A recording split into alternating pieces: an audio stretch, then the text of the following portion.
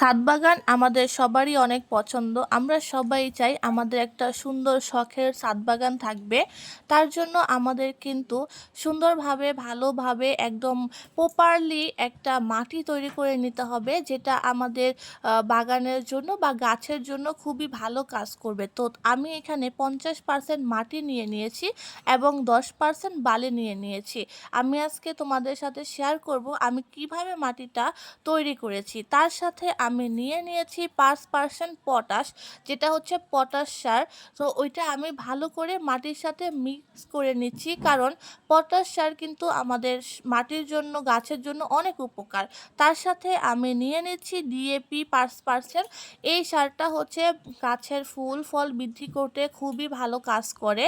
এই সারটা আপনার গাছের বৃদ্ধি গ্রোথ সব কিছুই বাড়ায়। তো আমি সব কিছু একসাথে মাটির সাথে মিক্স করে নিচ্ছি। তারপর আমি হচ্ছে 40% গোবর সার অ্যাড করে নেব, কেননা আমি 50% মাটি নিয়েছি, 10% বালি নিয়েছি, তার সাথে আমি 40% গোবর সার নিয়ে নিলাম।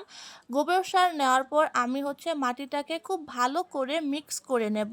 এতে করে আমি যেই জায়গাতে গাছ লাগাবো ওই মাটিগুলো একদম পুরা প্রপারলি ঠিকঠাক থাকবে। এতে করে আমার ছাদ বাগানের গাছগুলো অনেক সুন্দর বৃদ্ধি পাবে এবং হচ্ছে বড় হবে, ফুল ফল হবে।